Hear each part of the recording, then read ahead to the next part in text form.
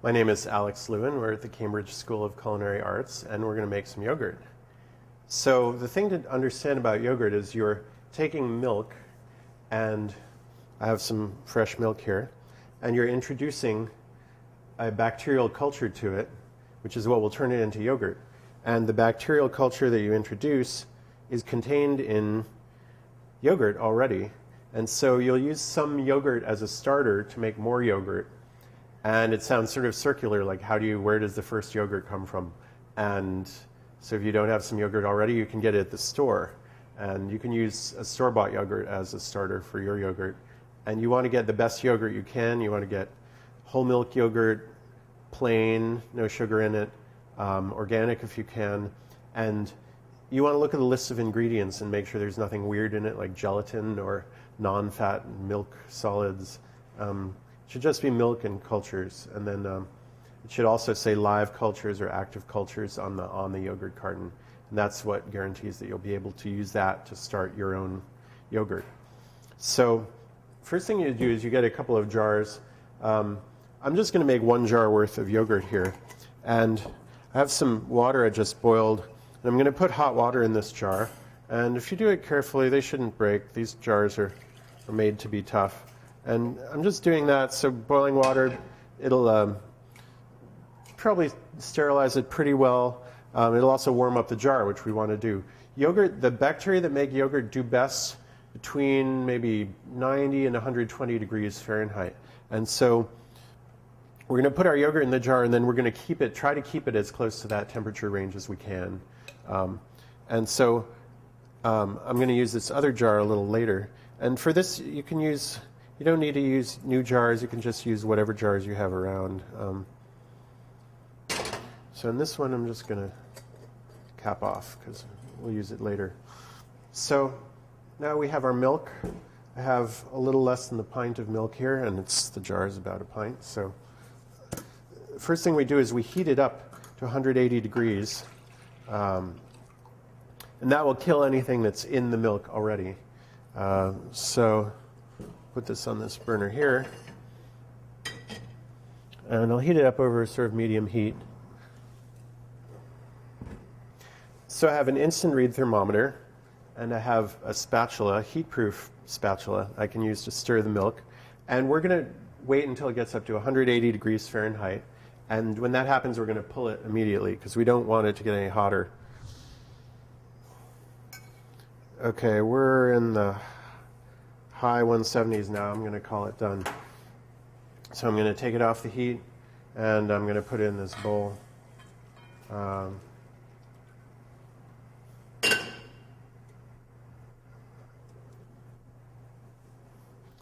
So now we have to wait for it to get down to 115.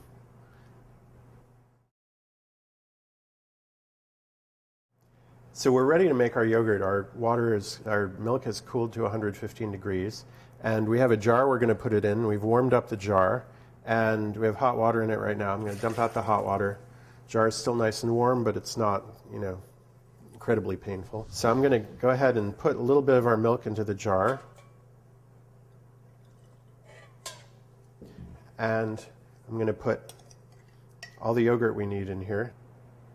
1, 2, 3. And by the way, this is the yogurt that I've made at home, and it's a little bit thinner than the yogurt you buy in the store.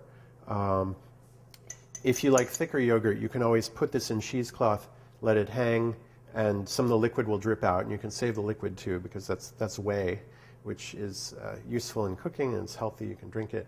So if you like thicker yogurt, that's good. Personally, I like it this thin. But say if you're making like a cucumber salad, you'd want a thicker yogurt so that it wouldn't be all liquid.